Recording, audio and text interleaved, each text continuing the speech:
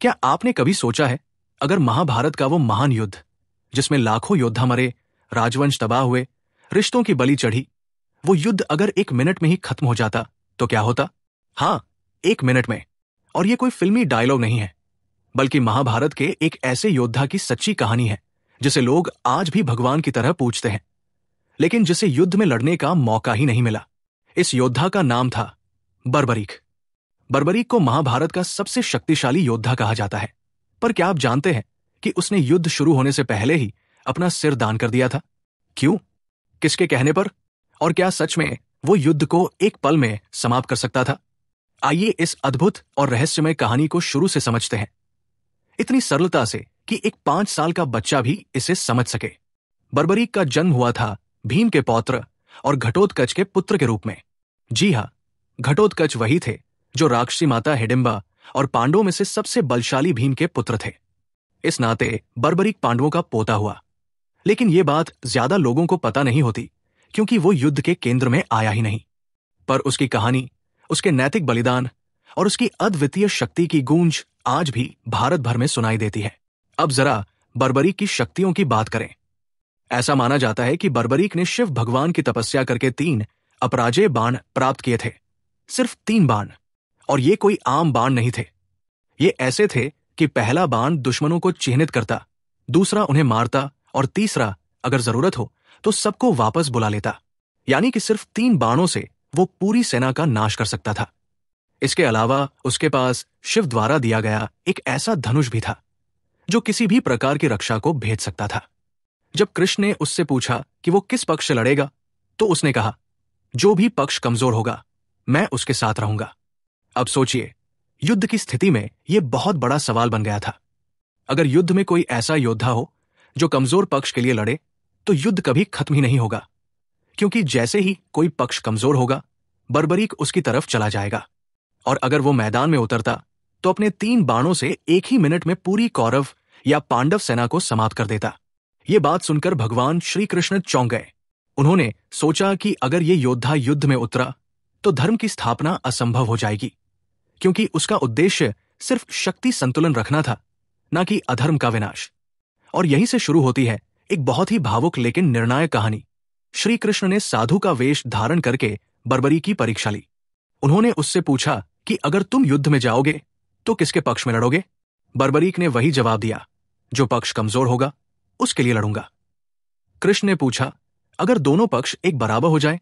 तो बर्बरीक ने मुस्कुराकर कहा, तो मैं सबसे कमजोर सेना की ओर से लड़ता रहूंगा और अंत में बस मैं ही बचूंगा। कृष्ण ने तुरंत निर्णय लिया, इस युद्ध में ऐसे योद्धा को शामिल नहीं किया जा सकता, क्योंकि उसकी उपस्थिति ही युद्ध की आत्मा को नष्ट कर देगी। तब उन्होंने बर्बरीक से एक दान मांगा, उसका सिर। और चमत्कार देखिए, बर्बरीक ने बिना किसी सवाल के मुस्कुराते हुए अपना सिर श्री कृष्ण को दान कर दिया।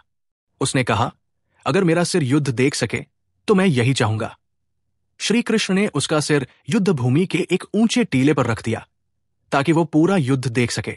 अब सोचिए, एक ऐसा योद्धा जो युद्ध को जीत सकता था, जो अधर्म का नाश कर सकता था, उसे खुद श्री कृष्ण ने युद्ध से अलग कर दिया। क्यों? क्योंकि महाभारत केवल युद्ध नहीं था, यह धर्म और अधर्म, अहंकार और सत्य के बीच की परीक्षा थी। अगर बर्बरीक मैदान में उतरता तो युद्ध सिर्फ शक्ति का खेल बन जाता, नीति और न्याय की जगह तकनीक और ताकत आ जाती। श्री कृष्ण ने यह समझा कि धर्म की स्थापना केवल ताकत से नहीं, बल्कि समझ, त्याग और समर्पण से होती है। महाभारत का युद्ध समाप्त हुआ, लाखों लोग मारे गए। विजयी पांडवों ने यज्ञ कराया और श्री कृष्ण से पूछा, इस युद्ध में सबसे बड़ा योद्धा कौन था? श्री कृष्ण ने बिना झिझक कहा, वो जिसने युद्ध लड़ा ही नहीं, बर्बरीक। क्योंकि उसकी आंखों ने सब कुछ देखा, लेकिन उसने अपने भीतर के अहंकार को कभी जिंदा नहीं होने दिया। उसे शक्ति की भूख नहीं थी, केवल धर्म की समझ थी। उसका बलिदान, उसकी विनम्रता और उसका साहस, यही उसे सबसे महान योद्धा बनाते हैं। आज भी राजस्थान के खाटू में खाटू श्याम जी के रूप में बर्बरीक की पूजा होती है। ऐसा माना जाता है कि वो कलयुग के देवता है, और जो भी सच्चे मन से उन्हें पुकारता है उसकी सुनवाई जरूर होती है। खाटू श्याम के मंदिर में लाखों लोग हर साल दर्शन करने आते हैं, और उनकी सबसे बड़ी पहचान है मुस्कुराता हुआ सिर। अब सोचिए, वो योद्धा जिसे लड़ने का मौका नहीं मिला, आज करोड़ों लोगों के दिल में बसता है। क्यों? क्योंकि उसने दुनिया को यह सिखाया कि सबसे बड़ी जीत युद्ध जीतना नहीं, बल्कि अपने अहंकार को हराना है। बर्बरीक हमें यह सिखाता है कि शक्ति का सही उपयोग तभी होता है जब उसमें विनम्रता हो। बलिदान, त्याग और आत्मज्ञान, यही एक सच्चे योद्धा की पहचान है। अगर बर्बरीक युद्ध में उतरता तो शायद पांडव भी न रहते, कौरव भी नहीं बचते, श्री कृष्ण की नीतियां भी अधूरी रह जाती।